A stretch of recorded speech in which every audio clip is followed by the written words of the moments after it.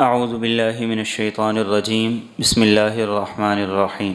سورۃ قیامہ مکی صورت ہے، 40 آیات پر مشتمل ہے۔ قرآن کریم کی 114 میں سے 86 صورتیں مکی ہیں اور باقی مدنی ہیں۔ 86 مکی صورتوں میں 3 بنیادی عقائد کو موضوع بنایا گیا ہے: اللہ پر ایمان، رسالت کا اقرار اور آخرت پر ایمان۔ اور ان صورتوں میں آخرت کے عقیدے کو بڑی اہمیت دی گئی، اور اس اہمیت کا اندازہ ہمیں اس بات سے بھی ہوتا ہے کہ قرآن کریم کی کئی صورتیں ایسی ہیں جن کے نام انسان کو آخرت کی طرف متوجہ کرتے ہیں۔ مثال کے طور پر آج جس سورہ مبارکہ کی ہم تفسیر پڑھیں گے، اس کا نام ہے القیامہ، قیامت۔ یہ وہ دن ہے جس کو ہماری زبان میں بھی قیامت کہا جاتا ہے۔ ایک سورہ مبارکہ الحاقہ، ایک سورہ مبارکہ الواقعہ، ایک سورہ مبارکہ القارعہ، ایک سورہ مبارکہ انشقاق اذا السماء انشقت، ایک سورہ مبارکہ انفطار اذا السماء انفطرت، ایک سورہ مبارکہ تکویر اذا الشمس کورت، ایک سورہ مبارکہ التغابن جس کے اندر ہار اور جیت کا دن، یہ قیامت کا دن اس کو کہا گیا ہے، ایک سورہ مبارکہ الحشر یعنی جس دن ساری انسانیت کو اللہ رب العزت اکٹھا کریں گے۔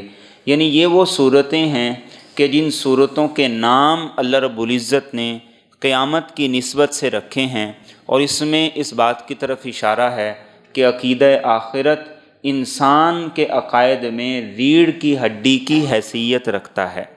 اور عقیدہ آخرت کیا ہے؟ صرف اتنا نہیں کہ میں آخرت کو مانتا ہوں، عقیدہ آخرت یہ ہے کہ انسان کا عمل یہ بتائے کہ وہ کسی اور دن کو سامنے رکھ کے تیاری کر رہا ہے، کسی اور دن کو سامنے رکھ کے تیاری کر رہا ہے۔ اس کی ہم سادہ سی مثال لے سکتے ہیں، کوئی فنکشن ہو گھر میں تو ہم کیا کرتے ہیں؟ لباس تو عام روٹین میں بھی پہنتے ہیں، کھانا روز مرہ کی روٹین میں کھاتے ہیں، باقی ضروریات زندگی روز مرہ کی روٹین میں چل رہی ہوتی ہیں، لیکن 6 ماہ پہلے، سال پہلے مارکیٹ کے چکر لگنے شروع ہو جاتے ہیں کہ کھانا کیسا ہو، اس کا مینیو کیا ہو، پکانے والا کون ہو، شیف کا انتظام کرنا ہے، اس کے لیے مشاورت، پھر لباس کیسا ہو، اس کی سلائی کس سے کروانی ہے۔ یہ کیا ہے؟ ایک وہ دن آ رہا ہے کہ جس دن کے لیے یہ سارے ارینجمنٹس کیے جا رہے ہیں۔ جا کے شاپ پہ بھی ہم یہی کہتے ہیں، کیسا سوٹ چاہیے؟ شادی کے لیے چاہیے، کیجول چاہیے یا فنکشن کے لیے چاہیے، پارٹی کے لیے چاہیے، جا کے ہم بتاتے ہیں۔ بعینہ ہی یہی مثال ہے آخرت کی اور قیامت کے دن کی، کہ انسان محنت کر رہا ہے، انسان تیاری کر رہا ہے، اس پر کسی کا زور نہیں چلتا، لیکن وہ پھر بھی کسی کے ساتھ زیادتی نہیں کرتا، کوئی اس کو پوچھ نہیں سکتا، لیکن پھر بھی وہ ہر ایک کو اس کا حق دے رہا ہے۔ وہ چاہے تو گالی کے مقابلے میں گالی دے دے، لیکن وہ کہتا ہے کہ نہیں، میں نے اپنا معاملہ اللہ پہ چھوڑ دیا۔ وہ چاہے تو دوسروں کے حقوق دبا لے، کوئی اس سے زبردستی لے نہ سکے، لیکن وہ کہتا ہے کہ نہیں، میں نے اپنا حق دینا ہے، اور میرے حق میں جو لوگ کوتاہی کر رہے ہیں اس کا معاملہ کل قیامت کے دن پہ ڈال دیتے ہیں۔ یہ ہے عقیدہ آخرت، یہ ہے آخرت کی تیاری۔ اور اس عقیدے کو اللہ رب العزت میرے اور آپ کے اندر پیدا کرنے کے لیے قرآن کریم کی کئی صورتوں کا نام اس طرح سے رکھ رہے ہیں کہ اس دن کی تیاری کرو، اس دن کی فکر کرو۔ اور یہی فکر اللہ کے رسول صلی اللہ علیہ وسلم کو تھی، یہی فکر صحابہ کو تھی، تابعین کو تھی، اولیاء کرام کو تھی، کہ ان کی زندگی کے اندر بس ایک ہی فکر تھی، آخرت کی فکر۔ باقی سارے کام ثانوی تھے، دوسرے نمبر کے تھے۔ اور آج کے مسلمان کی فکر وہ صرف دنیا کی فکر ہے، اور یہی فکر یہ انسان کے عقیدے کا اور انسان کی اگلی منزل کا تعین کرتی ہے۔ بڑی خوبصورت صورت ہے، اور چھوٹی چھوٹی آیات میں اللہ رب العزت نے انسان کو اس میں اس بات کی طرف متوجہ کیا کہ کر لے جو کرنا ہے، تجھے مہلت ہے، موقع ملا ہے۔ بسم اللہ الرحمن الرحیم۔ فرمایا لا، بالکل بھی ایسا نہیں، اقسم بیوم القیامہ، میں قسم کھاتا ہوں قیامت کے دن کی، ولا، اور بالکل ایسا نہیں، اقسم بالنفس اللوامہ، میں اس نفس کی قسم کھاتا ہوں جو بہت زیادہ ملامت کرنے والا ہے۔ عربی زبان کا ایک اصول ہے، اور ہمارے اردو میں بھی یہ انداز اختیار کیا جاتا ہے کہ جب کوئی آدمی غلط بات کر رہا ہو تو پہلے ہم کیا کرتے ہیں، اس کی تردید کرتے ہیں کہ نہیں ایسا نہیں، بات ایسے ہے۔ اس سورہ مبارکہ کا آغاز بیانی ہی ایسے ہی ہے۔ پیچھے فکر کیا تھی؟ کوئی قیامت نہیں، موج کرو، مرضی کرو، عیش و عشرت کرو، جو جی میں آتا ہے کرو۔ تو کہا لا، بالکل ایسا نہیں، اور میں رب العزت قیامت کے دن کی قسم کھاتا ہوں، اور میں احکم الحاکمین اس نفس کی قسم کھاتا ہوں جو بہت زیادہ انسان کو ملامت کرتا ہے۔ قرآن کریم میں 3 قسم کے نفس ہیں جن کا ذکر کیا گیا۔ ایک ہے نفس امارہ۔ امارہ یہ بھی عربی زبان کے اندر مبالغے کا صیغہ ہے۔ نفس امارہ وہ انسان کا نفس جو بس اسے برائی ہی کا حکم دیتا ہے، یہ غلط کر لے، یہ غلط کر لے، یہ غلط کر لے۔ گویا کہ یہ انسان ایسا ہے جیسے اس کا ریموٹ شیطان کے ہاتھ میں، وہ دائیں چاہتا ہے دائیں چلا دیتا ہے، بائیں چاہتا ہے بائیں چلا دیتا ہے۔ اس کی سوچ میں کبھی نیکی آتی ہی نہیں، بس اس کی سوچ فکر اسی بات کی طرف ہے، کیسے فراڈ کرنا ہے، کیسے دھوکہ دینا ہے، کیسے چونا لگانا ہے، کیسے کسی کو نیچا دکھانا ہے، کیسے کسی کی تذلیل کرنی ہے۔ یہ ہے نفس امارہ۔ اور قربان جائیے یوسف علیہ السلام کے واقعے میں کہ جہاں پہ اس کا ذکر کیا گیا ہے، اب یقین کیجئے کہ انسان کو اپنی حقیقت سمجھ جانی چاہیے۔ یوسف علیہ السلام قید سے نکل گئے، اور عزیز مصر کی بیوی نے کہا کہ نہیں، میں غلط تھی، یہ حق پہ تھا۔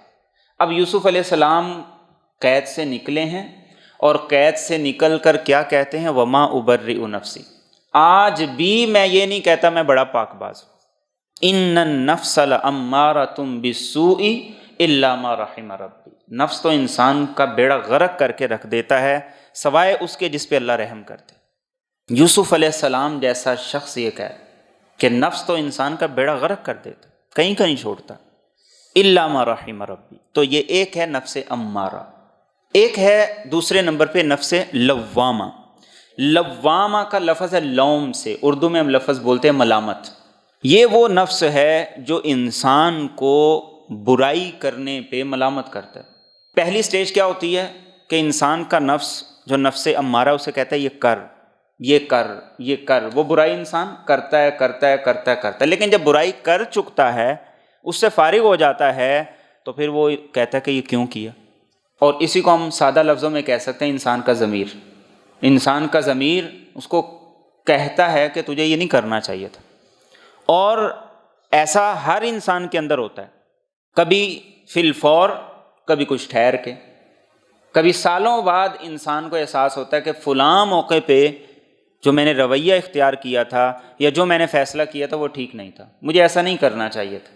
تو یہ ہے نفس لوامہ جو انسان کو بار بار ملامت کرتا ہے، اور اللہ رب العزت اس کی قسم کھا رہے ہیں کہ خود انسان کے اندر ایک آٹو سسٹم ایسا ہے جو نیکی کو نیکی سمجھتا ہے، برائی کو برائی سمجھتا ہے۔ اگر نیکی کا کوئی وجود ہی نہیں ہے، برائی کا کوئی تصور ہی نہیں ہے، تو پھر یہ جو آٹو سسٹم ہے پھر اس کا کیا مطلب ہے؟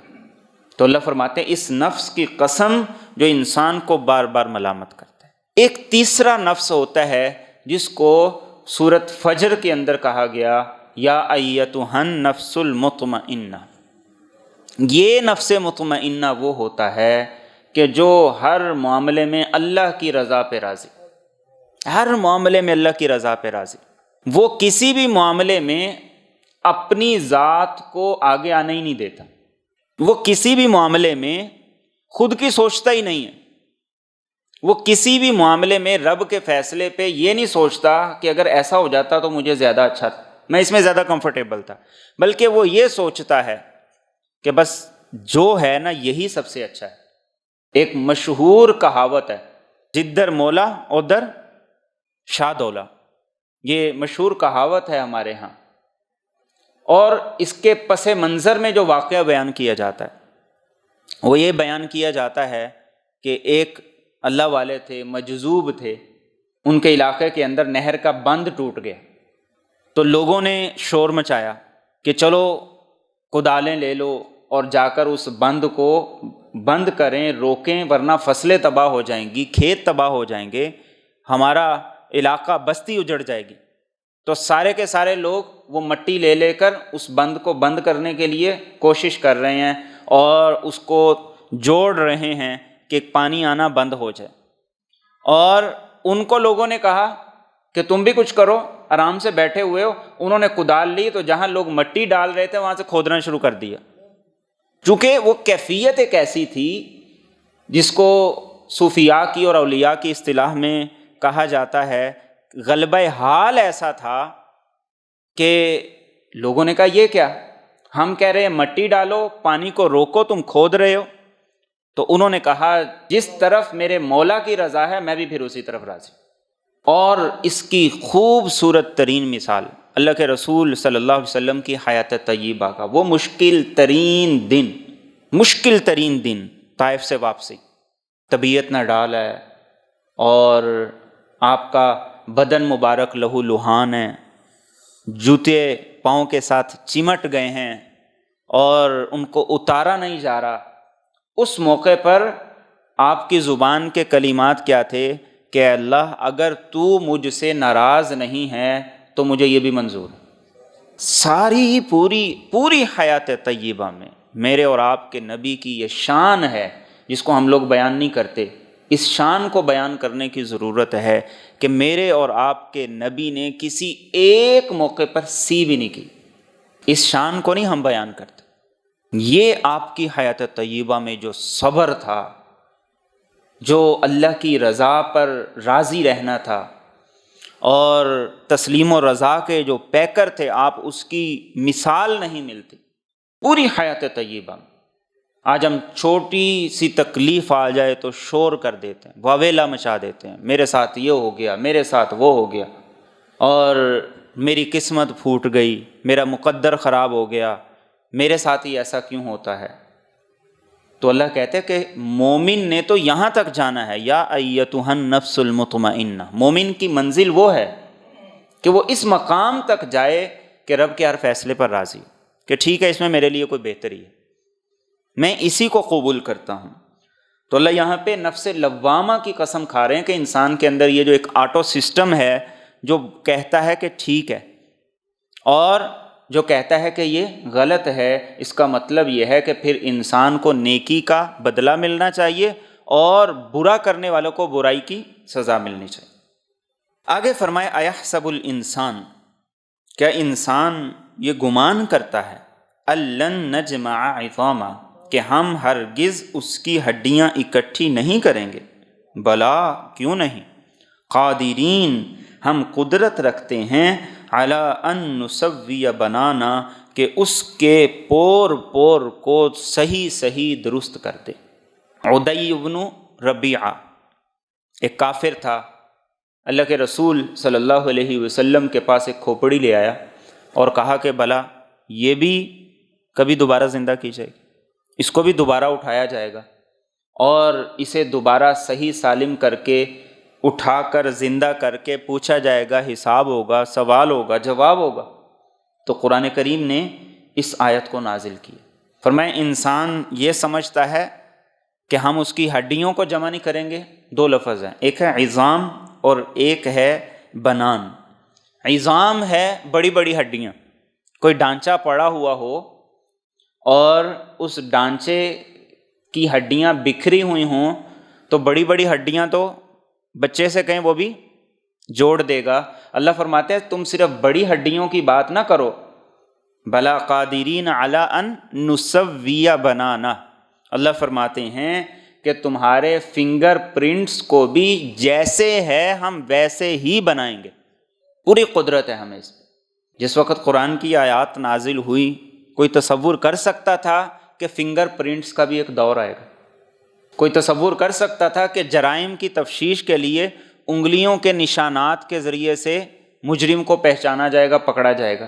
کوئی سوچ سکتا تھا کہ پاؤں کے جو کھر ہوتے ہیں ان کے ذریعے سے کتوں کو لے جا کر کھوج لگایا جائے گا کہ چور کہاں گئے، کس طرف گئے؟ اللہ فرماتے ہیں کہ ہم تمہارے فنگر پرنٹس کے ذریعے سے سب کچھ کل قیامت کے دن اکٹھا کر لیں گے، کہاں کہاں تمہارا ہاتھ لگا، کہاں کہاں تمہارے پاؤں لگے، سارے کا سارا ڈیٹا اکٹھا کریں۔ اور آج ہم شاپنگ پہ جاتے ہیں تو ایک سسٹم نظر آتا ہے، بار کوڈ کا سسٹم۔ بار کوڈ کا سسٹم کیا ہوتا ہے کہ ہم نے جو چیز پرچیز کی ہے وہ اس کو سکین کرتا ہے تو اس کی ساری ڈیٹیل کمپیوٹر کے اندر آ جاتی ہے کہ آئٹم کا نمبر یہ ہے اور اس کی قیمت اتنی ہے، فلاں کمپنی کی ہے، اور اس کا وزن اتنا ہے، سارا کچھ آ جاتا ہے۔ تو اللہ فرماتے ہیں ہم اس بات پہ پوری قدرت رکھتے ہیں کہ تمہاری انگلیوں کے فنگر پرنٹس کو بعین ہی ویسے صحیح بنا دے جیسے پہلی دفعہ تھا، اور تم سوچ رہے ہو کہ کیسے ہوگا۔ اور یہی سوال ایک دوسرے کافر نے اللہ کے رسول صلی اللہ علیہ وسلم سے کیا تھا، جس کا تذکرہ سورۃ یاسین کے اندر آتا ہے۔ قال من یحیی العظام وہی رمیم، یہ بوسیدہ ہڈیاں۔ اور اس نے کیا کیا تھا؟ اس نے ہڈی کو لے کر اس کا چورا بنا کے پھونک مار کے کہتا ہے بھلا یہ بھی دوبارہ ہوں گی زندہ؟ تو وہاں بھی بڑا خوبصورت اللہ نے جواب دیا، قل یحییھا الذی انشأھا اول مرہ، جس نے اس کو پہلی دفعہ بنایا تھا اس کے لیے دوسری دفعہ بنانا کیا مشکل ہے۔ آگے فرمائے بل یرید الانسان، بلکہ انسان چاہتا ہے، لیفجر امامہ، تاکہ وہ گناہ کرے اپنے آگے۔ فرمایا اصل بات یہ ہے، خرابی کی جڑ یہ ہے، مرض کی تشخیص یہ ہے کہ انسان آخرت کو کیوں نہیں ماننا چاہتا۔ آخرت کو اس لیے نہیں ماننا چاہتا کہ اگر میں آخرت کے عقیدے کو بعین ہی ویسے مان لوں جیسے مجھے ماننے کا حکم ہے تو نتیجہ کیا نکلے گا؟ کچھ پابندیاں میرے اوپر خود بخود لگ جائیں گی، اور وہ انسان چھوڑنا نہیں چاہتا۔ انسان اپنے مستقبل میں کھلم کھلا طور پر اللہ کی نافرمانی کرنا چاہتا ہے، کھلم کھلا طور پر وہ اپنی مرضی منمانی کرنا چاہتا ہے، اس سے وہ رکنا نہیں چاہتا۔ اس لیے وہ ہیلے، بہانے، عذر، یہ ساری کی ساری چیزیں تراشتا رہتا ہے، اور وہ کہتا ہے کہ آخرت ہوگی نہیں، اور جس نے مان لیا ہوگی وہ کہتا ہے کہ جب آئے گی تو دیکھی جائے گی۔ اور بلکہ یہ جملے مسلمان بھی ادا کرتے، بلکہ ہمارے ہاں ایسے جملے اور بھی بہت سے بولے جاتے ہیں کہ اگر فلاں کی بخشش ہو گئی نا تو پھر میری بھی ہو جائے گی۔ تو یہ کیا ہے؟ بل یرید الانسان لیفجر امامہ، انسان اپنی اصلاح کرنا نہیں چاہتا، اپنے اوپر پابندی عائد نہیں کرنا چاہتا، گناہ چھوڑنا نہیں چاہتا، اللہ کی نافرمانی چھوڑنا نہیں چاہتا، تو وہ کہتا ہے کہ جب آئے گی تو دیکھی جائے گی۔ فرمایا یہ اصل تمہارے مرض کی تشخیص ہے، اور یہی شیطان کا سب سے بڑا ہیلہ ہے کہ وہ توبہ کو کیا کرتا ہے؟ پوسٹ پون کرا دیتا، چلو ابھی نہیں، کل کر لینا، پھر کر لینا۔ جو آج نہیں کر سکتا وہ کل کو کیسے کرے گا؟ اس کی آپ مثال دیکھیے نا، کسی آدمی سے یہ کہا جائے کہ یہ درخت ہے اسے اکھاڑ دو، تو وہ کہے کہ ابھی تو نہیں میں اکھاڑ سکتا، سال کے بعد اکھاڑ دوں گا۔ اب سال کے بعد درخت پہلے سے زیادہ مضبوط ہوگا یا کمزور ہوگا؟ پہلے سے زیادہ مضبوط ہوگا۔ آدمی کی ہمت اور قوت پہلے سے زیادہ ہوگی یا کم ہوگی؟ کم ہو جائے گی۔ گناہوں سے توبہ کی مثال بھی ایسے ہی، جو آج توبہ نہیں کرے گا وہ بڑھاپے میں بھی نہیں کرے گا، جو جوانی میں نہیں چھوڑے گا وہ بڑھاپے میں بھی باز نہیں آئے گا۔ جس کو آج یہ بری عادات پڑ گئیں وہ مرتے دم تک پھر اس کے ساتھ چلیں گی۔ تو اللہ فرماتے ہیں کہ یہ قیامت کا نظام، یہ تذکرہ اس لیے کیا جا رہا ہے کہ تاکہ اپنی آخرت کی فکر کرو۔ آگے فرمایا یسأل ایان یوم القیامہ، کہ یہ سوال کرتا ہے قیامت کا دن کب ہوگا۔ اب یہ سوال قرآن کریم میں کئی جگہ پر کیا جاتا تھا، اور کرنے کا مقصد تھا صرف مزاح، ٹائم پاس، اور کبھی یہ کہا جاتا کہ وعدہ کب پورا ہوگا، متی ھذا الوعد ان کنتم صادقین، کبھی کہا جاتا فأتوا بآبائنا ان کنتم صادقین، ہمارے آباء و اجداد جو مر گئے ہیں انہیں لے کر آؤ۔ کبھی کہتے ان ھذا الا اساطیر الاولین، یہ تو پہلے لوگوں کی کہانی ہے، آج تک تو ہم نے کسی کو زندہ ہوتے دیکھا نہیں۔ تو اللہ رب العزت نے فرمایا فَإِذَا بَرِقَ الْبَصَرُ، بس جب آنکھیں چندیا جائیں گے، وخسف القمر اور چاند بے نور ہو جائے گا، وجمع الشمس والقمر اور سورج اور چاند کو اکٹھا کر دیا جائے گا، یقول الانسان یومئذ این المفر، اس دن انسان کہے گا کہاں بھاگ کر جاؤں، کلا ہرگز نہیں، لا وزر کوئی پناہ کی جگہ نہیں، الی ربک یومئذ المستقر، تیرے رب ہی کے پاس اس دن ٹھکانہ ہوگا۔ فرمایا قیامت کب آئے گی؟ فَإِذَا بَرِقَ الْبَصَرُ۔ اس سورہ مبارکہ میں ایک اور چیز جو آپ دیکھیں گے کہ صوتی آہنگی، آیات کے اختتام پر جو خوبصورت طریقے سے اللہ رب العزت نے ان آیات کو جمع کیا ہے وہ بڑا خوبصورت ہے۔ جیسے اس سے پہلے آیات تھیں، آپ ان کو دیکھیے، ان کا آخر ہے یوم القیامہ، لوامہ، عظامہ، بنانا، امامہ اور القیامہ۔ اب یہ جو اگلی آیات ہیں ان کے آخر میں بصر، قمر، قمر، مفر، وزر، مستقر اور اخر، یہ قرآن کریم کا ایک خوبصورت انداز ہے۔ فرمایا جب وہ بڑا دھماکہ ہوگا، کبھی آپ اندھیرے میں بیٹھے ہوں اور اچانک کوئی لائٹ آپ کی آنکھوں کے سامنے ہے تو انسان کیا کرتا ہے؟ آنکھیں اس کی چندیا جاتی، کچھ نظر نہیں آتا، ہاتھ رکھ لیتا ہے۔ فرمایا وہ بڑا دھماکہ ہوگا، اور پھر کیا ہوگا؟ وخسف القمر، چاند بے نور ہو جائے گا، اور کیا ہوگا؟ وجمع الشمس والقمر، آج سورج اور چاند اپنے اپنے مدار میں ہیں، اور پھر کیا ہوگا؟ ایک بڑا حادثہ، دھماکہ ہوگا اور سورج اور چاند ایک دوسرے سے ٹکرا جائیں گے اور یہ نظام ختم ہو جائے گا۔ اس دن پھر انسان کہے گا کہ اب میں بھاگ کے کہاں جاؤں، اب کہاں چھپوں؟ تو اللہ فرمائیں گے اب کوئی نہیں، الی ربک یومئذ المستقر، اب چھپنے کی جگہ کوئی نہیں، اب بھاگنے کی جگہ کوئی نہیں۔ دنیا میں تمہیں بلایا جاتا تھا، تم بھاگ جاتے تھے، وہاں تمہاری مرضی تھی، آج تم کہیں سے بھی بھاگ نہیں سکو گے، اور سارے کے سارے لوگوں کو اللہ میدان محشر میں جب جمع کریں گے تو ان کے ہر طرف فرشتے، ان کی فوج کھڑی ہوئی ہوگی، کوئی وہاں سے ہل نہیں سکے گا، حرکت نہیں کر سکے گا۔ اور انسان کتنا بھاگ سکتا ہے؟ دنیا کی زندگی تھوڑا سا بھاگ لے گا، 40 سال، 50 سال، 60 سال، آخر مرنا ہے تو پھر کہا جاتا ہے کہ چل اب اللہ کے پاس چل۔ یُنَبَّأُ الْإِنسَانُ یومئذ، اس دن انسان کو خبر دی جائے گی بما قدم وأخر، اس کی جو اس نے آگے بھیجا اور اس کی جو اس نے پیچھے چھوڑا۔ قیامت کے دن کیا ہوگا؟ آگے بھیجا نیکیاں، نیک اعمال اور اپنی زندگی کے گناہ، جو کچھ اس نے آگے بھیجا اللہ بتائیں گے یہ تیرا کھاتا ہے، اور جو پیچھے چھوڑا، پیچھے کیا چھوڑا؟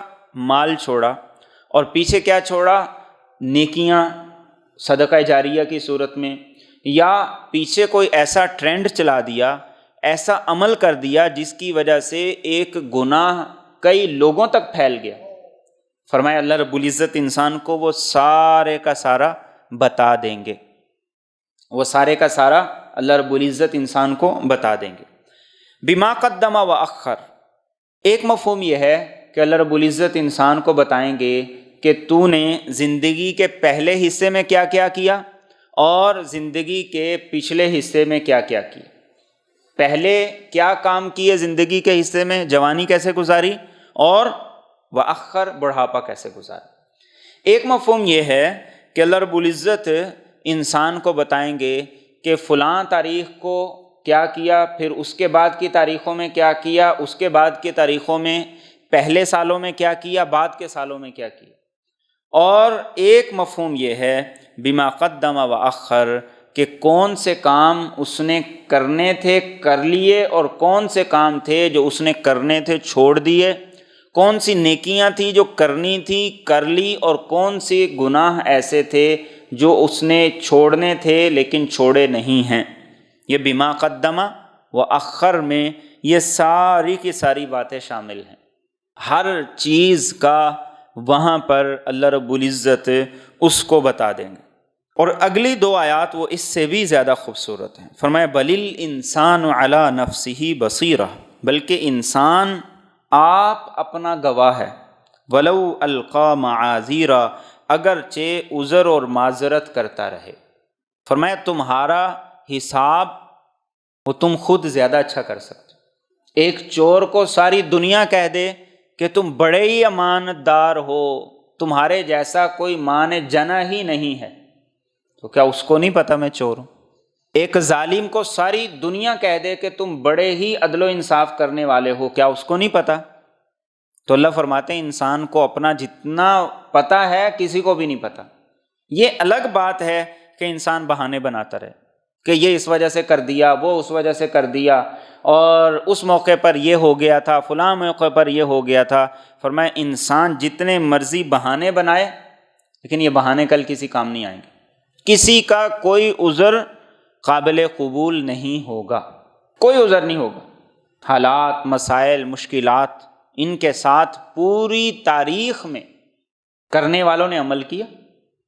اللہ کے رسول صلی اللہ علیہ وسلم کے دور سے لے کر آج تک، بلکہ اب بھی بہت سے ایسے مسلمان ہیں جو یورپ کے اندر ہیں، وہ ہم سے زیادہ اچھا دین پہ عمل کر رہے ہیں۔ بہت سی ایسی خواتین ہیں جو ان ممالک میں رہ کے ہم سے بہتر، ہم سے اچھا دین پہ عمل کر رہی ہیں۔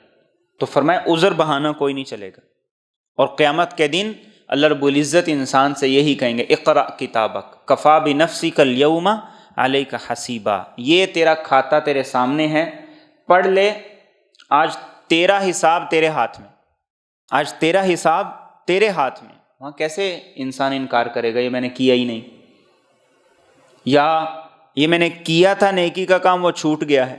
تو میں اور آپ اپنی زندگی کو، اپنے روزمرہ کے معمولات کو دیکھیں، جائزہ لیں، سارے عذر بہانے ختم کریں۔ دنیا کے لیے ہمارا کوئی عذر نہیں، کوئی بہانہ نہیں۔ کوئی بیمار ہے تو وہ سوچتا ہے گھر پڑا رہوں گا، کیا کروں گا، دوائی لیتا ہے اور آفس پہنچ جاتا ہے، کام پہ پہنچ جاتا ہے۔ بچے جوان ہو گئے ہیں اور کہتے ہیں کہ ابا جی آپ ریسٹ کریں، آرام کریں۔ ابا کہتا ہے میں گھر پہ رہوں کیسے، میرا وقت نہیں گزرتا، دل نہیں لگتا۔ تو دنیا داری کے معاملے میں کسی کا کوئی عذر سامنے نہیں۔ جو صبح کو کام کرتے ہیں وہ صبح 3، 3:30 بجے، 4 بجے اٹھ کے منڈی میں جاتے ہیں، فروٹ خریدتے ہیں، پھر لاتے ہیں، پھر شام تک بیچتے ہیں، اور شام کو گھر جا کے سارے دن کی تھکاوٹ اور صبح پھر اٹھنا۔ کوئی عذر نہیں، کوئی بہانہ نہیں۔ عذر بہانے کس لیے ہیں؟ صرف نیکی کے معاملے میں، دین کے معاملے میں، رب کی رضا کے معاملے میں۔ تو اللہ فرماتے جتنے مرضی بہانے تراش لو، تمہیں پتہ ہے کہ تم کہاں کہاں کیا کیا غلطی کر رہے۔ اگلی چند آیات ہیں یہ رسول اکرم صلی اللہ علیہ وسلم کے بارے میں۔ ان کا نزول یہ تھا کہ جب ابتدائی طور پر رسول اکرم صلی اللہ علیہ وسلم پر وحی کا سلسلہ شروع ہوا تو اب آپ اس کا اہتمام کرتے کہ کہیں ایسا نہ ہو کہ کوئی لفظ چھوٹ جائے، کوئی آیت رہ جائے۔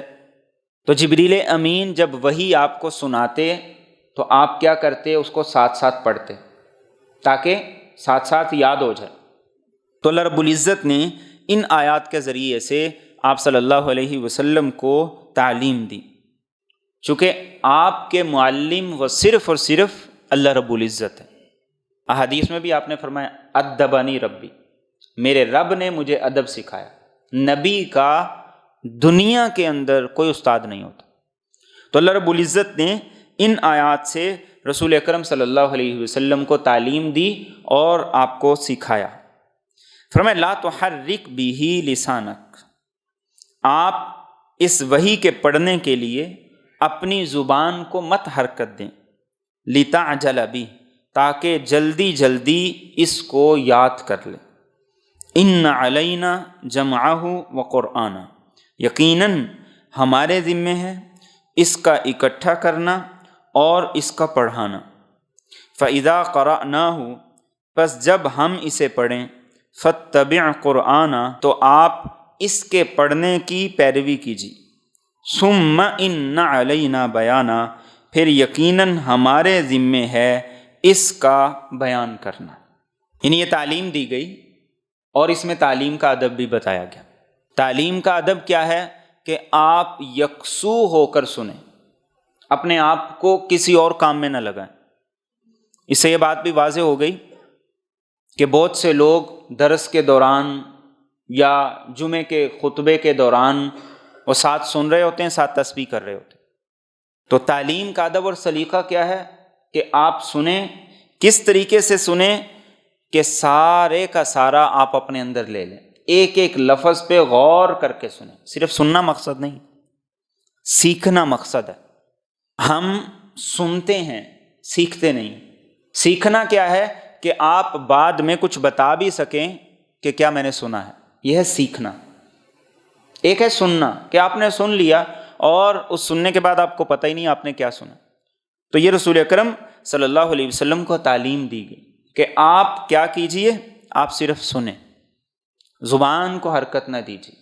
سورۃ طٰہٰ میں بھی اس سے ملتی جلتی آیات ہیں، لا تعجل بالقرآن من قبل ان یقضیٰ الیک وحیہ، کہ وحی کی تکمیل سے پہلے آپ قرآن کے معاملے میں جلدی نہ کیجیے۔ تو پھر جب وحی آتی پھر آپ کیا کرتے؟ اطمینان سے اس کو سنتے۔ اللہ نے آگے کیا فرمایا کہ ہمارے ذمے ہے اس قرآن کو ہم آپ کے سینے میں جمع کر دیں، اور پھر ہمارے ذمے اگلا کام یہ ہے کہ یہ آپ کی زبان سے جاری بھی کر دیں۔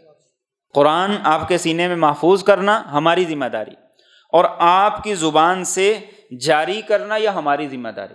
آپ کا کام کیا ہے؟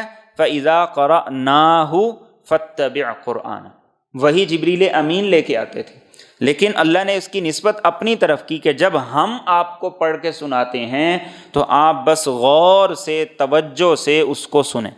اور اگلی بات وہ اس سے بھی خوبصورت ہے، ثُمَّ إِنَّ عَلَيْنَا بَيَانَهُ، کہ صرف قرآن کو آپ کی زبان سے جاری کروانا یہ ہماری ذمہ داری نہیں ہے، بلکہ اس قرآن کی تشریح، تفسیر، وضاحت یہ بھی ہمارے ذمہ ہے۔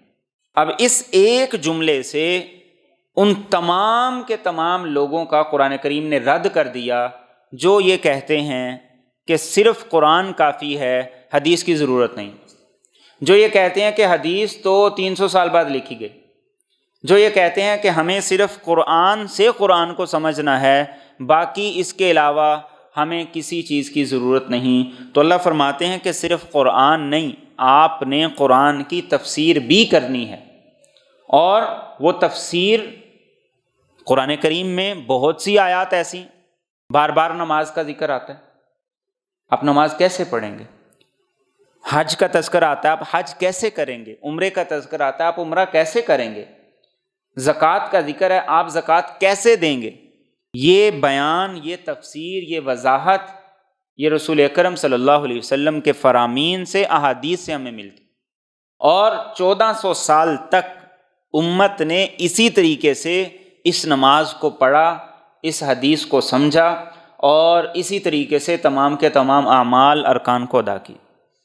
یہ ساری بنائی ہوئی باتیں کہ 300 سال بعد احادیث لکھی گئی، حالانکہ احادیث کو تو صحابہ کرام نے خود آپ کی زندگی میں لکھنا شروع کر دیا تھا۔ یہ کہہ سکتے ہیں کہ آفیشلی گورنمنٹ کے لیول پر، گورنمنٹ کی سطح پر یہ کام اتنے عرصے کے بعد شروع ہوا، یہ کہا جا سکتا ہے۔ لیکن احادیث طیبہ اور ان کو یاد کرنا، ان کو محفوظ کرنا، یہ آپ صلی اللہ علیہ وسلم کی حیات طیبہ سے شروع ہو گئے۔ اور پھر اس کے علاوہ بہت سے لوگ کہتے ہیں جی احادیث بعد میں گڑھی گئیں اور بعد میں بنا لی گئیں۔ احادیث کو گڑنا، بعد میں احادیث بنا لینا، یہ بھی اس بات کی دلیل ہے کہ اللہ کے رسول صلی اللہ علیہ وسلم کے جو فرامین تھے وہ واقعی بڑی اہمیت رکھتے تھے۔ دیکھیں نا، جعلی نوٹ کوئی کب بنائے گا؟ جب اصلی نوٹ چلتا ہے تو کوئی جعلی بنائے گا نا۔ کوئی چیز 1 نمبر چلتی ہے تو 2 نمبر بنائی جائے گی۔ تو اس کا مطلب یہ ہے کہ اللہ کے رسول صلی اللہ علیہ وسلم کی مستند احادیث موجود تھیں، وہ چلتی تھیں، لوگ ان کو مانتے تھے، ان پر عمل کرتے تھے۔ اس لیے لوگوں نے چاہا کہ ہم کوئی ایسی احادیث بھی بنا لیں جو مارکیٹ میں چل جائیں، لیکن اللہ نے وہ چلنے نہیں دی۔ محدثین نے احادیث کے ایسے مجموعے تیار کر دیے کہ جس میں یہ بتا دیا کہ فلاں حدیث بالکل غیر مستند ہے، من گڑت ہے، اللہ کے رسول صلی اللہ علیہ وسلم نے ایسی کوئی بات نہیں فرمائی۔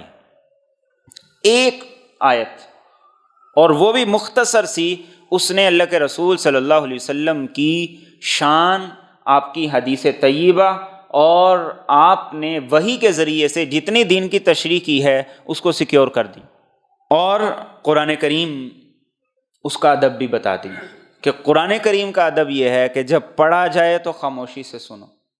قرآن کریم کا ادب ہے یہ، چاہے نماز میں ہو یا نماز کے باہر۔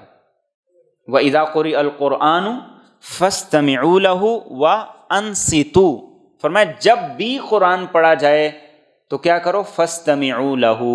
فَاسْتَمِعُوا لَهُ کا مطلب یہ ہے اسے کان لگا کر سنو۔ اچھا، یہ صرف اتنا نہیں کہا بلکہ فرمایا وَأَنصِتُوا، خاموش بھی رہو۔ اب یہ کیسے ممکن ہے کہ کوئی پڑھ بھی رہا ہے، خاموش بھی ہے اور کان لگا کے سن بھی رہا ہے؟ اور اللہ کے رسول صلی اللہ علیہ وسلم کی ایک حدیث طیبہ، صحیح مسلم کی حدیث ہے، آپ نے فرمایا اذا قرأ فانصتوا، جس وقت امام پڑھے تو تم خاموش رہا کرو۔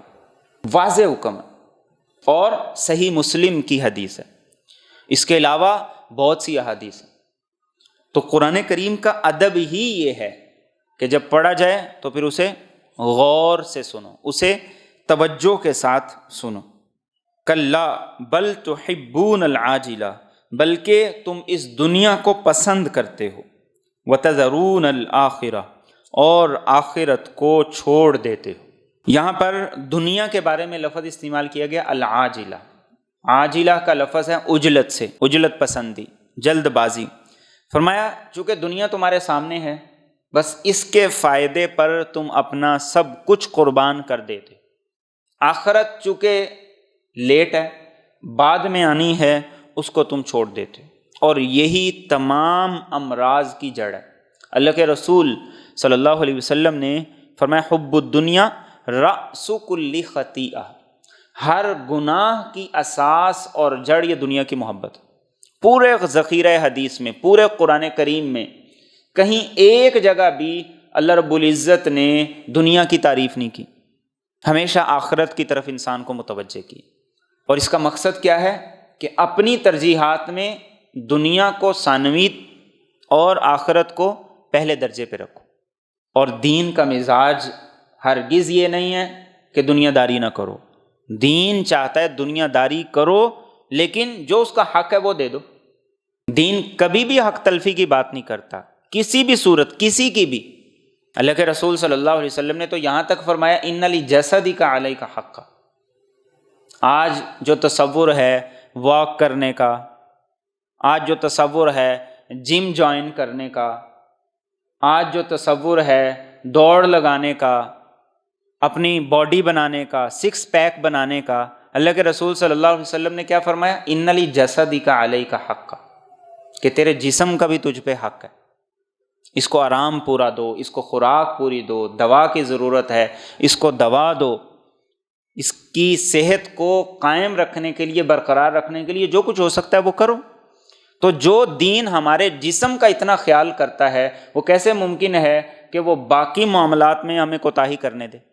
انسان اصل خود کوتاہی کرتا ہے، اور وہ اس ایک دنیا داری کے معاملے کو لے کر اتنا آگے چلا جاتا ہے کہ وہ رشتہ داروں کو چھوڑ دیتا ہے، ماں باپ کو چھوڑ دیتا ہے، بہن بھائیوں کو چھوڑ دیتا ہے، اور یہاں تک کہ اپنا آپ اسے بھول جاتا ہے صرف 4 پیسے کمانے کے لیے۔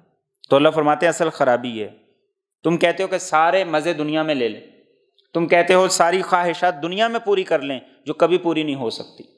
انسان کی خواہشات ہمیشہ بڑھتی چلی جاتی ہیں، اور اس کو اللہ کے رسول صلی اللہ علیہ وسلم نے کیسے فرمایا؟ آپ نے فرمایا ایک پوری وادی، ایک پورا جنگل انسان کے پاس سونے کا ہو نا، تو انسان کہتا ہے کہ 2 ہو جائیں نا تو پھر زیادہ اچھا گزارا ہو۔ آپ نے فرمایا جب 2 ہو جاتے ہیں پھر انسان کی خواہش اس سے آگے نکل جاتی، وہ کہتا ہے 3 ہو جائے تو مزہ آ جائے۔ اللہ کے رسول نے فرمایا پھر 3 ہوتے ہیں، پھر وہ 4 کی خواہش کرتا ہے، پھر 4، پھر 5 کی خواہش کرتا ہے، 5، 6، 7، 8، 9، اور آخر میں آپ نے فرمایا وَلَا يَمْلَأُ جَوْفَ ابْنِ آدَمَ إِلَّا التُّرَابُ، انسان کے جسم کو صرف قبر کی مٹی بھر سکتی، انسان کے پیٹ کو صرف قبر کی مٹی بھر سکتی، بس۔ تو یہاں بس کوئی نہیں ہے، یہاں اینڈ کوئی نہیں ہے۔ اور وہ بریک وہ کیا ہے وہ یہ فکر آخرت ہے۔ اللہ کے رسول صلی اللہ علیہ وسلم سے پوچھا گیا، یا رسول اللہ صلی اللہ علیہ وسلم سب سے عقل مند آدمی کون؟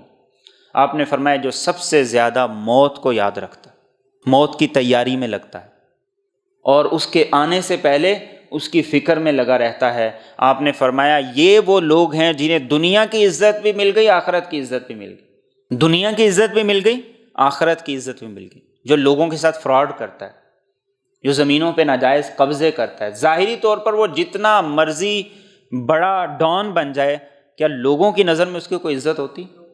عزت اسی کی ہے جس کے اخلاق ہیں، عزت اسی کی ہے جو دوسروں کے حقوق دیتا ہے۔ تو دین ہمیں یہ کہتا ہے دنیا داری بھی چلاؤ لیکن اس کے ساتھ آخرت کو پہلے نمبر پہ رکھو۔ دنیا کا نقصان برداشت کر لو، آخرت کا نہ کرو۔ دنیا کی تکلیفوں کو برداشت کر لو، آخرت والی تکالیف کو کبھی برداشت نہیں کر سکو۔ آگے قیامت کا منظر فرمائے، وجوہ یومئذ ناظرہ، بہت سے چہرے اس دن تر و تازہ ہوں گے، الی ربہا ناظرہ، اپنے رب ہی کو دیکھ رہے ہوں گے۔ یہ قیامت کا منظر ہوگا۔ انسان جب خوش ہوتا ہے تو اس کی خوشی کے اثرات اس کے چہرے سے دکھائی دیتے، چہرہ چمکتا دمکتا ہے۔ فرمایا کہ قیامت کا جب دن ہوگا تو بہت سے چہرے تر و تازہ ہوں گے، گلو کر رہے ہوں گے اور ان سے چمک نکل رہی ہوگی، تر و تازہ ہوں گے، فریش ہوں گے۔ جیسے ہمارے ہاں محاورتاً کسی کو پوچھا جاتا ہے آج بڑے فریش نظر آ رہے ہو، آج بڑے خوش نظر آ رہے ہو، خیر تو ہے۔ قیامت کا جب دن ہوگا تو بہت سے چہرے کھلے ہوئے ہوں گے، پھولوں کی طرح تر و تازہ ہوں گے۔ قرآن کریم میں ایک جگہ پر کہا گیا یوم تبیض وجوہ وتسود وجوہ، چہرے سفید ہوں گے، پتہ لگ رہا ہوگا۔ اور قیامت کا دن تو دور کی بات ہے، نیک آدمی جب دنیا سے جاتا ہے تو اس کا چہرہ اس وقت دیکھ کے انسان کو پتہ چل جاتا ہے کہ بڑے آرام کے ساتھ یہ سویا ہو، اس کے چہرے کی نورانیت اور رونق بتا دیتی ہے۔ قیامت کا دن تو بعد کی بات ہے۔ تو فرمایا وجوہ یومئذ ناظرہ، رب کا دیدار کر رہے ہوں گے۔ اور اللہ کے رسول صلی اللہ علیہ وسلم نے ایک مرتبہ 14ویں کا چاند دیکھا تو آپ نے فرمایا کیا یہ نظر آ رہا ہے؟ صحابہ نے کہا بالکل یا رسول اللہ نظر آ رہا ہے۔ تو آپ نے فرمایا کہ جیسے چاند کو دیکھ رہے ہو، کوئی دھکا نہیں، کوئی شور شرابہ نہیں، کل قیامت کے دن ایسے ہی اپنے رب کا دیدار کرو گے۔ اور ایک حدیث میں آپ صلی اللہ علیہ وسلم نے فرمایا کہ جنتی جنت میں ہوں گے، بیٹھے ہوئے ہوں گے، جنت کی نعمتوں سے لطف اندوز ہو رہے ہوں گے، اچانک ہر طرف روشنی نور ہوگا، تو جب وہ دیکھیں گے تو وہ ان کا رب ہوگا اور وہ کہے گا السلام علیکم یا اہل الجنہ، جنتیوں تمہیں سلام ہو۔ تو اللہ کے رسول صلی اللہ علیہ وسلم نے فرمایا جنتی جنت کو بھول جائیں گے، نعمتوں کو بھول جائیں گے، اللہ کے دیدار میں ایسے منہمک ہوں گے کہ انہیں کوئی اور چیز یاد ہی نہیں آئے گی۔ اور فرمایا کچھ خوش قسمت ایسے ہوں گے جنہیں ہر روز اللہ کا دیدار نصیب ہوگا، کچھ خوش نصیب ایسے ہوں گے کہ جنہیں ہفتے میں ایک مرتبہ دیدار ہوگا، اور کچھ ایسے ہوں گے جنہیں سال میں ایک مرتبہ دیدار ہوگا۔ اور فرمایا جب اللہ کا وہ دیدار کریں گے اور اللہ کا دیدار ہو جائے گا جنت میں، تو اس کے بعد بھی جنت کے اندر روشنی اور نور باقی رہے گا، اور اس طریقے سے اللہ رب العزت کا دیدار اہل جنت کو کرایا جائے گا۔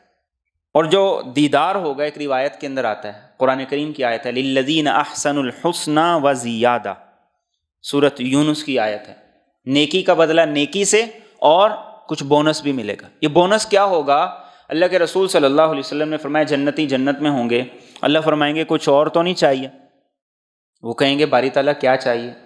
چہرے روشن ہو گئے، جنت مل گئی، نامہ اعمال دائیں ہاتھ میں مل گیا، ذلت سے بچ گئے، رسوائی سے بچ گئے، اور اتنی بڑی جنت مل گئی۔ اور جنت کی اتنی بڑی، اللہ کے رسول صلی اللہ علیہ وسلم نے فرمایا ایک عام جنتی وہ ہوگا جو 2000 سال کی مسافت تک دور اور قریب کی جگہ کو بعینی ہی ایک طرح دیکھے گا۔ 2000 سال کی مسافت تک ہر چیز اسے بالکل واضح نظر آئے گی، دور کی بھی قریب کی بھی، اتنی بڑی اس کی جنت ہوگی۔ تو اللہ پوچھیں گے کچھ اور، کوئی کمی تو نہیں، کچھ اور تو نہیں چاہیے؟ تو جنتی کہیں گے باری تعالیٰ اور تو کچھ نہیں چاہیے۔ اللہ فرمائیں گے کہ ایک سرپرائز ہے، ایک اس سے بڑی نعمت ہے، اور اللہ رب العزت پھر اپنا حجاب ہٹائیں گے اور لوگ ہزارہا سال تک اللہ کے چہرے کا دیدار کرتے رہیں، سب کچھ بھول جائیں گے، اور وہ کہیں گے کہ ہاں یہ جو نعمت ہے یہ سب سے بڑی نعمت ہے، للذین احسنوا الحسنی وزیادہ۔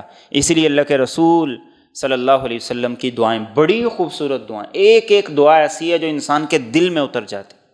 ایک دعا ہے کہ اللہ میں آپ سے موت کے بعد قبر میں میٹھی نیند کا، اچھی زندگی کا سوال کرتا ہوں۔ دنیا میں بھی انسان دوڑتا رہے، ذلیل ہوتا رہے، اولاد کے ہاتھوں، کاروباری پریشانیاں، اولاد کے مسائل، رشتہ داروں کے مسائل۔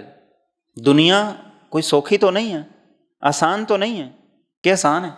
بڑی مشکل ہے، آسان نہیں ہے۔ انسان کسی لمحے بھی آرام سے نہیں بیٹھ پاتا، ہر لمحے اگلے مرحلے میں، پھر اس سے اگلے مرحلے میں، پھر اس سے اگلے مرحلے میں، اپنے مسائل، بچوں کے مسائل، بیوی کے مسائل، خاندان کے مسائل، صحت کے مسائل، انسان بس دوڑتا رہتا ہے، دوڑتا رہتا ہے، دوڑتا رہتا ہے۔ تو اللہ کے رسول صلی اللہ علیہ وسلم کی کیا دعا ہے کہ اللہ قبر میں سکون والی نیند دے دیں، ایسا نہ ہو کہ دنیا میں بھی دوڑ لگاتے رہے، قبر کے اندر بھی جا کے پکڑے جائیں۔ اے اللہ کل قیامت کے دن اپنے دیدار کی لذت ہم سب کو نصیب فرما، اور اے اللہ اپنی ملاقات کا شوق ہم سب کو نصیب فرما۔ تین خوبصورت دعائیں۔ قبر کی زندگی اچھی ہو جائے، کون فکر کرتا ہے، کون سوچتا ہے؟ مسلمان نہیں سوچتا۔ اور اللہ کا دیدار نصیب ہو جائے۔ آج کسی کو وزیر اعظم سے ملاقات کرنی ہو تو وہ 2 مہینے وہ لوگوں کو بتاتا رہتا ہے، اس کی تیاری کرتا ہے۔ کوئی من پسند شخصیت آ جائے تو لوگ کاروبار ہر چیز چھوڑ کے اس کی طرف دوڑ پڑتے ہیں، لیکن اللہ کے دیدار کا کوئی شوق نہیں۔ اور اس کے ساتھ کیا فرمایا؟ اللہ سے ملاقات کا شوق۔ بلال حبشی رضی اللہ تعالیٰ عنہ زندگی کا آخری وقت رو رہے ہیں، زندگی کا آخری وقت، بیوی بیٹھی رو رہی ہے کہ آپ جا رہے ہو، دنیا سے چلے جاؤ گے، پیچھے کیا بنے گا؟ اور آپ کی زبان پر کیا ہے؟ آپ کی زبان ہے کہ آج بڑا بہترین دن ہے، میں محمد صلی اللہ علیہ وسلم اور اپنے ساتھیوں سے جا کے ملوں گا، اپنے رب سے جا کے ملوں گا۔ من احب لقاء اللہ احب اللہ لقاءہ، جو اللہ سے ملنا چاہتے ہیں اللہ بھی اس سے ملنا چاہتا ہے۔ ومن کرہ لقاء اللہ کرہ اللہ لقاءہ، جو اللہ سے نہیں ملنا چاہتا اللہ کہتا ہے چل جا، میں بھی بے نیاز ہوں۔ تو اللہ سے ملاقات کا شوق۔ اور اللہ سے ملاقات کیسے ہوگی؟ ایک بڑی خوبصورت بات ہے۔ اللہ سے ملاقات کیسے ہوگی، کیسی ہوگی، یہ میرے اور آپ کی نماز مجھے اور آپ کو بتاتی، یہ میرے اور آپ کی نماز بتاتی۔ مجھے نماز کا کتنا شوق ہے، میں نماز کیسی پڑھتا ہوں۔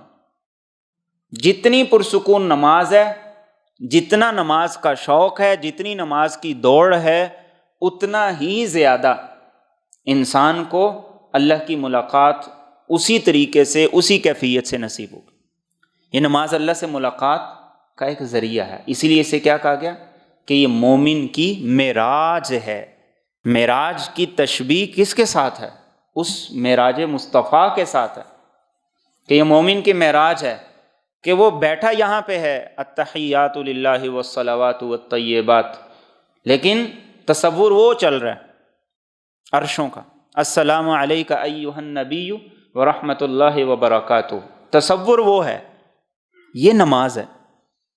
تو اللہ سے ملاقات کا شوق وہ نماز ہے، کہ ہمیں کتنا شوق ہے اس نماز کا۔ اور آگے کیا فرمایا؟ وَوُجُوهٌ يَوْمَئِذٍ بَاسِرَةٌ، اور بہت سے چہرے اس دن اداس ہوں گے، تَظُنُّ أَن يُفْعَلَ بِهَا فَاقِرَةٌ، وہ خیال کریں گے کہ ان پر کمر توڑنے والی مصیبت آ پڑے گی۔ ان کو پتہ ہوگا ہمارے پاس کیا ہے۔ تلاشی ہو رہی ہو تو جس کے پاس اسلحہ ہے، کوئی غیر قانونی چیز ہے، اس کا چہرہ بتا دیتا ہے، اس کا چہرہ بتا دیتا ہے۔ تو اللہ فرماتے ہیں کہ اس دن بڑے چہرے اداس ہوں گے کہ آج تو پلے ہے ہی کچھ نہیں، اور ان کو پتہ لگے گا کہ ایسی مصیبت آئے گی جو کمر توڑ دے گی، جس کی ریڑھ کی ہڈی نہ ہو، کیسے زندگی گزار سکتے؟ فرمایا اس وقت اس کی یہ کیفیت ہوگی۔ تو اس دن کی کامیابی، اس کے لیے میں اور آپ فکر کریں، اسی کے نام سے یہ القیامہ ہے۔ قیامت کی فکر کر لو، آخرت کی فکر کر لو۔ تمہارے ہاتھ میں پاسپورٹ بھی ہو، ویزا بھی لگا ہوا ہو، اور تمہاری تیاری بھی پوری ہو، اور پھر تم خوش و خرم جاؤ گے۔ اب آگے موت کا منظر، کلا ہرگز ایسا نہیں، اذا بلغت التراقی، جب روح گلے تک پہنچ جائے، وقیلا اور کہا جائے، من راق کون ہے جاڑ پھونک کرنے والا، وظن انہ الفراق اور اس وقت وہ سمجھ لے کہ یہی جدائی کا وقت ہے، والتفت الساق بالساق اور پنڈلی سے پنڈلی لپٹ جائے، الی ربک یومئذ المساق تیرے رب ہی کی طرف اس دن چلنا ہے۔ یہ موت کی کیفیت بیان کی گئی کہ انسان زندگی میں بڑی دوڑ لگائی، بڑا بھاگا، بڑی کوشش کی، بڑی کامیابیاں سمیٹ لیں، بڑے میڈل جیت لیے، فرمایا لیکن جب انسان کی روح گلے کی ہڈی تک آتی ہے، ہر کوئی بے بس ہو جاتا ہے۔ ڈاکٹر کہتے ہیں گھر لے جاؤ، خدمت کرو، اور اس وقت کہا جاتا ہے قیل من راق، کوئی دم درودی کرا لو، کوئی تعویذ گنڈا کرا لو، اب اللہ ہی ہے جو کرے گا۔ اور پھر انسان کی روح نکلنا شروع ہوتی، وظن انہ الفراق، اور روح سب سے پہلے انسان کے پاؤں سے نکلنا شروع ہوتی۔ جو ساری زندگی بھاگتا رہا، اللہ کہتا ہے بھاگ کے دکھا، جسم سارے کا سارا ٹھیک ٹھاک ہے، روح نکلنا شروع ہو گئی، آنکھیں دیکھ رہی ہیں، اور کیا دیکھ رہی ہیں؟ ظن انہ الفراق، آج سب کچھ چھوڑ رہا ہوں، جس کے لیے رشتہ دار چھوڑے، بہن بھائی چھوڑے، اللہ کا حکم توڑا، اس کے نبی کے طریقوں کو چھوڑا، اب وہ آنکھوں سے دیکھ رہا ہے اور بے بس ہے، اٹھ نہیں سکتا۔ اور والتفت الساق بالساق، انسان جب تکلیف میں ہوتا ہے تو کیا کرتا ہے؟ پاؤں مارتا ہے۔ تو فرمایا کہ وہ تکلیف جس وقت روح نکلتی ہے، انسان کی پنڈلیوں کے ساتھ جڑ جاتی۔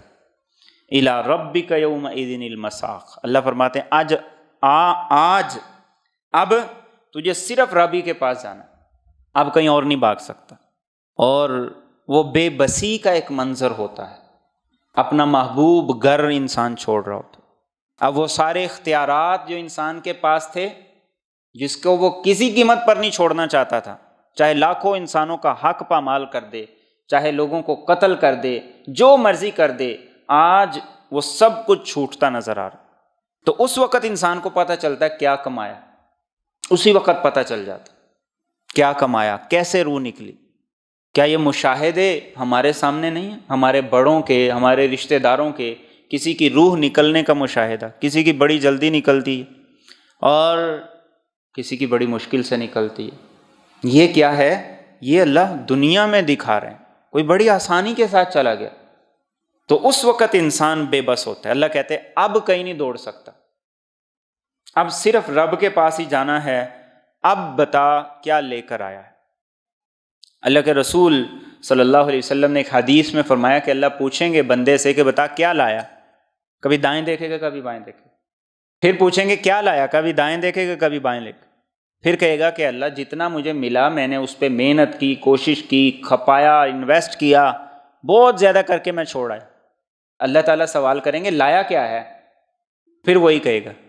تو پھر کیا کہے گا کہ اللہ بیچ دے کچھ لے آؤں، اللہ فرمائیں گے نہیں، اب نہیں۔ تو ایک دن جب اللہ کے سامنے جانا ہے تو پھر اس کی تیاری کیوں نہیں، اس کی فکر کیوں نہیں، وہاں کیا منہ دکھانا ہے، کیا لے کے جانا ہے، اور کس طریقے سے ہمارا سامنا ہوگا۔ پھر اللہ کی ذات تو وہ ہے جو تمام تاثرات سے پاک ہے، لیکن اس سے بھی زیادہ فکر کی بات ہے کہ ہم نے اپنے محبوب پیغمبر صلی اللہ علیہ وسلم کو بھی منہ دکھانا ہے۔ تو غنی از ہر دو عالم من فقیر، روز محشر عذر ہائے من پذیر، گر تو می بینی حسابم ناگزیر، از نگاہ مصطفیٰ پنہا بگیر۔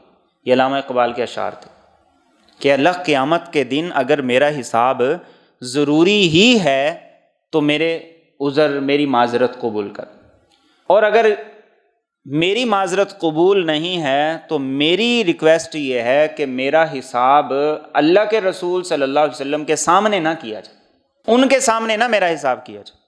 دنیا میں بچے معافیاں مانگتے ہیں کہ ہم نے جو غلطی کی ہمارے ماں باپ کو نہ بتانا، تو یہ جو پیشی ہے اللہ کے رسول صلی اللہ علیہ وسلم کے سامنے، یہ اس سے بھی زیادہ اس اعتبار سے اہم ہے کہ اللہ کے رسول صلی اللہ علیہ وسلم پر کیا کیفیت ہوگی کہ تمہارے لیے میں نے کیا کچھ نہیں کیا۔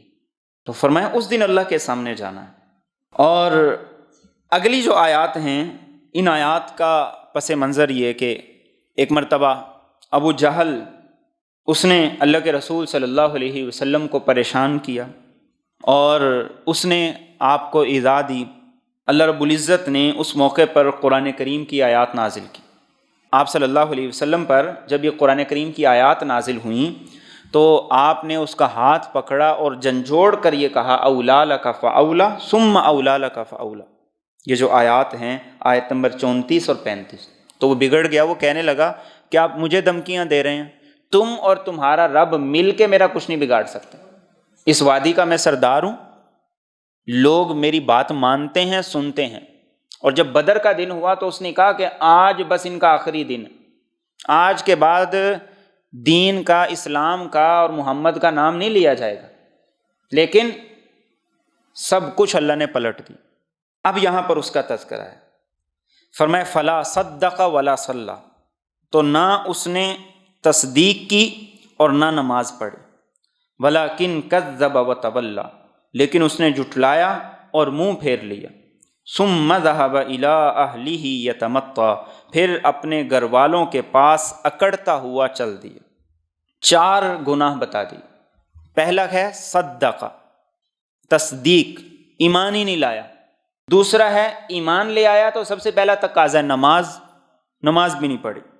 تیسرا ہے ولیکن کذب، تکذیب، دین کے احکامات کو جھٹلا دیا، یا زبانی طور پر یا عملی طور پر۔ وتولی، دین کی بات آئی منہ پھیر لیا، رخ بدل لیا، رویہ بدل لیا، اور پھر فرمایا کہ گھر مطمئن ہو کے گیا، اکڑتا ہوا گیا، فکر نہیں ہوئی، احساس نہیں ہوا، نفس نے ملامت نہیں کیا کہ تو کیا کر رہا ہے۔ تو اللہ فرماتے ہیں اولا لک فاولا، خرابی ہے تیرے لیے پس خرابی ہے، ثم اولا لک فاولا، پھر خرابی ہے تیرے لیے پس خرابی ہے۔ یہ قرآن کریم کا وہ واحد مقام ہے جہاں 4 مرتبہ یہ الفاظ دہرائے گا۔ عمومی طور پر آتا ہے ویلن، ہلاکت ہے، تباہی ہے، یہاں 4 مرتبہ کہا تباہی ہے، تباہی ہے، پھر تباہی ہے، پھر تباہی۔ اس سے اندازہ لگائیں کہ دین میں نماز کی کیا اہمیت ہے، کہ ایمان کے بعد سب سے پہلا کام ہے نماز، سب سے پہلی ڈیوٹی ہی نماز ہے اور کام ہی کوئی نہیں۔ جو شخص دائرہ اسلام میں داخل ہو تو داخل ہونے کے بعد جو پہلا اس کے ذمہ کام ہے وہ نماز ہے۔ آج نماز کی ہم کتنی فکر کرتے ہیں، ہماری اولاد کتنا کرتی ہے۔ اور آگے فرمائے ایحسب الانسان ان یترک سدی، کیا انسان یہ گمان کرتا ہے کہ اسے بیکار ہی چھوڑ دیا جائے گا؟ انسان یہ سمجھتا ہے کہ مجھے کوئی پوچھے گا نہیں۔ سدا کہا جاتا ہے اس اونٹ کو جس کو بغیر مہار کے چھوڑ دیا جائے، جہاں مرضی جائے، جہاں سے مرضی چرے، جہاں سے مرضی کھائے پیے۔ فرمایا انسان ایسا نہیں، انسان ایسا نہیں، انسان سے پوچھا جائے گا۔ اس کو اللہ نے عقل دی، اختیار دیا۔ کوئی بھلا کہتا ہے کہ فلاں جانور نے ٹکر ماری، اس نے اچھا نہیں کیا، اس کے ٹکر مارنی نہیں چاہیے تھی۔ کوئی کہتا ہے جانور کے بارے میں، مرغوں کی لڑائی ہوئی، ایک مرغے نے دوسرے کے ساتھ بڑی ناانصافی کی، ایسے ہی نہیں کرنا چاہیے تھا، نہیں کہتا۔ انسان کو اللہ نے یہ اختیار دیا ہے، انسان کو یہ اللہ نے پاور دی ہے کہ وہ صحیح کرے یا برا کرے۔ تو اللہ فرماتے ایسا نہیں ہے کہ تمہیں بیکار چھوڑ دیا، گواچی گاں ہو، ایسا نہیں ہے، پوچھا جائے گا، اختیار ملا ہے، زندگی ملی ہے، صحت ملی ہے۔ اب یہ کیسے ممکن ہے کہ ایک آدمی جو لاکھوں لوگوں کے ساتھ نیکی کر گیا ہے اس کو اس کی نیکی کا اجر ہی نہ ملے؟ اور یہ کیسے ممکن ہے کہ کوئی آدمی ایسا قانون پاس کر گیا، ایسا کام کر گیا جس کا اثر ہزاروں لوگوں تک گیا، ہزاروں لوگوں پر اس کی وجہ سے ظلم ہوا، اس کو اللہ چھوڑ دیں؟ فرمایا نہیں، ایسا نہیں ہوگا، حساب اللہ برابر کریں گے۔ اور آگے پھر سوال کیا، الم یک نطفۃ من منی یمنا، کیا وہ ایک منی کا قطرہ نہیں تھا جو رحم میں ڈالی جاتی ہے، ثم کان علقہ، پھر وہ لوتھڑا تھا، فخلق، تو اللہ نے اسے پیدا کیا، فسوا، پھر اس کے اعضاء کو صحیح بنایا، فجعل منہ الزوجین، پھر اس میں سے دو جوڑے بنائے، الذکر والانثی، ایک مرد اور ایک عورت، الیس ذلک بقادر، کیا وہ قدرت نہیں رکھتا، علی ان یحیی الموتى، اس بات پر کہ وہ مردوں کو زندہ کر دے۔ انسان کہتا ہے کہ کیسے ہوگا، اللہ فرماتے ہیں اپنے آپ میں تو غور کرو۔ ایک موقع پہ اللہ کے رسول صلی اللہ علیہ وسلم نے اپنا لعاب دہن ہتھیلی پہ لیا اور شہادت کی انگلی سے اس کی طرف اشارہ کر کے فرمایا کہ اس جیسے ایک قطرے سے اللہ نے انسان کو پیدا کی، اور وہ یہ کہتا ہے کہ مجھے دوبارہ کیسے زندہ کیا جائے گا، مجھے دوبارہ کیسے اٹھایا جائے گا۔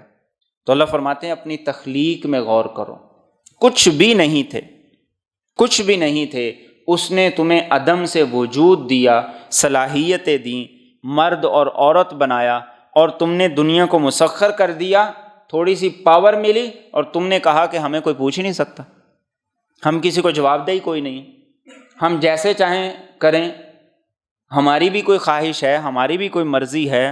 فرمایا کہ نہیں، ایک وقت آئے گا جس نے تمہیں اتنے اہتمام سے پروان چڑھایا ہے، وہ اس بات پر پوری قدرت رکھتا ہے کہ تمہیں دوبارہ زندہ کر دے، وہ اس بات پر پوری قدرت رکھتا ہے، پورا اختیار رکھتا ہے، اور کتنا کامل اختیار ہے وہ اسی سورہ مبارکہ میں ہم پڑھ چکے ہیں کہ انسان کے جو فنگر پرنٹس ہیں اللہ ان کو بھی بیائی ہی ویسے ہی بنا دے گا جیسے کہ وہ تھے۔ اور اللہ کے رسول صلی اللہ علیہ وسلم جب یہ آیت پڑھتے، ان کی تلاوت فرماتے، تو اس کے بعد فرماتے فبلا، کیوں نہیں، ہمارا رب ہمیں دوبارہ زندہ کرے گا۔ بعض روایات کے اندر آتا ہے کہ آپ فرمایا کرتے تھے بلا سبحانک، کہ کیوں نہیں اللہ تو پاک ہے، تو کرے گا اور کر کے دکھائے گا۔ تو جب بھاگ کہیں نہیں سکتے، دوڑ کہیں نہیں سکتے، چھپ نہیں سکتے، اللہ کو بے بس نہیں کر سکتے، عاجز نہیں کر سکتے، تو پھر کہاں دوڑ رہے ہیں، کیا کر رہے ہیں؟ اس پیشی کے لیے، اس ملاقات کے لیے کیا کچھ ہم کر رہے ہیں؟ یہ میرے اور آپ کے لیے ایک سوال ہے جس کا جواب میں اور آپ ہی زیادہ اچھے طریقے سے دے سکتے ہیں۔ دوسروں کی طرف انگلیاں اٹھانا بند کر دیں، اپنا جائزہ لیں کہ ہماری ترجیحات کیا ہیں، زندگی کا یا دن کا جو پرائم ٹائم ہوتا ہے وہ ہم کن کاموں کے اندر لگاتے ہیں۔ اللہ میرا اور آپ کا جمع ہونا، کہنا سننا قبول و منظور۔